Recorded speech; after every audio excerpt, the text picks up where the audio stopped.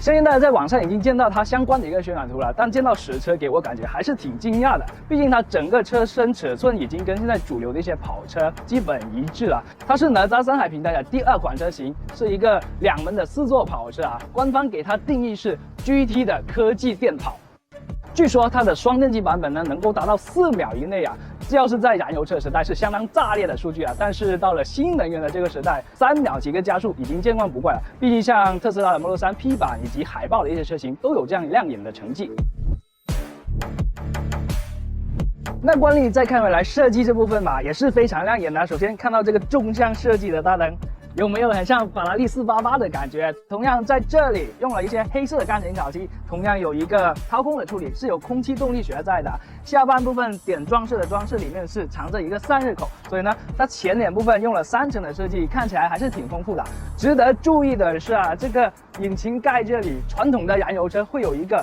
空气动力学套件的存在，但是它用了一个装饰，所以呢，整个引擎盖的丰富程度我觉得也是 OK 的。值得注意的是，它的一个风阻系数达到了0.21 CD 啊，即使在现在1众超跑里面呢，这样的数据也是非常亮眼的存在。侧面可以看到是很标准的跑车造型啊，车身尺寸方面，它的车长超过了4.7米，然后轴距呢也接近了2.8米，所以它整个造型是挺舒展的。关于轮胎部分的话，是245/45R19的一个规格，相比于1众的超跑来说，其实这样的一个数据会比较偏保守一点。它的一个离地间隙其实还是挺高的，所以应对于一般的一个城市驾驶呢，我认为它的离地间隙是有所保障的。再往后看一下，可以看到1、2、3一侧就有3个摄像头，它全车一共有9个摄像头，而且它用上了自家最新的一个智能辅助3.0系统啊。跑车加智能驾驶结合在一起，我觉得它是在玩一种很新的套路。再往后看，无边框的一个车门设计以及隐藏式的门把手都是有的，这也是新能源里面比较新的设计。它的充电口放置在了翼子板这里，有快充，有慢充，把车尾倒进去，这样的一个充电的位置会相对科学理性一点。关于尾部设计啊，依旧是很沉稳的跑车风格。你看小鸭尾以及这个能量晶体的尾灯，搭配这个红色，你有没有想到很具有科技风格的钢铁侠？然后下半部分的话，雾灯放置在这里啊，这要是在跑车里面就是叫做领航灯了。关于动力部分的话，它提供了2种驱动模式以及4个续航啊。在4驱版本上面，它的最大的功率达到了340千瓦，最大的扭矩达到了620牛米，而且它的100公里加速是3.7秒啊。即使在1众超跑里面呢，这样的数据我认为还是挺亮眼的。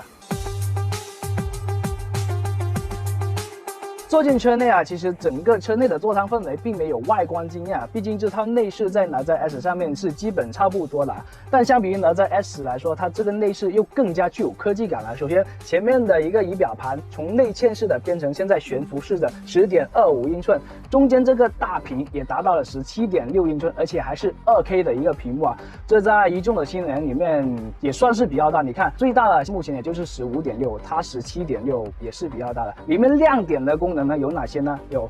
打游戏啊、K 歌，还有外扩的音响、灯光秀，这些通通都有啊。关于它的这套地图，它是跟高德深度合作的。如果你导航的话，能够看到一些剩余的续航里程以及合作的一个充电桩。操作逻辑上面呢，也没有什么太大的问题啊，像空调这些都放置在了1级界面啊，比较符合用户的习惯。对了，它这个车机用的是8155的芯片，所以它的一个流畅程度是没有什么太大的问题的。作为一台中国品牌车，其实在内饰用料方面呢是完全不用担心的。你看，像我手能摸到的这些地方都是软质皮质材料的一个包裹，而且还有麂皮材料一些搭配。但是呢，整个搭配起来，我觉得会要素过多啊。你看一下啊，副驾驶的这一块，前面是皮质的，然后这块又是碳纤维，下面又是一些蜂窝状的饰板装饰，再有一个就是城市，觉得会很花里胡哨。相信在后期推出一个比较简约的版本的话，我觉得用户会更加喜欢。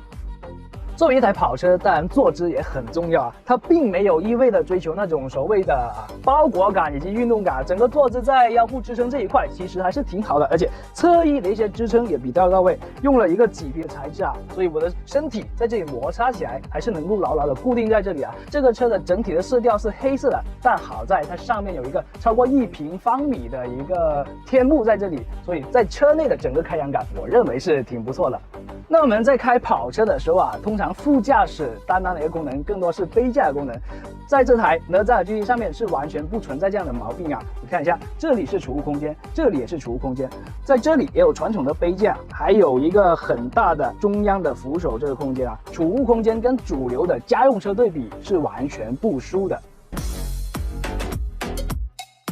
整体来看啊，哪吒 GT 它主打的是造型跟性能，相比于哪吒 S 来说，它有着更加细分的用户群体啊。那么问题来了，这样的一台100公里加速在3.7秒内的一个双门4座跑车，你认为定价多少合适呢？欢迎下方评论区聊聊。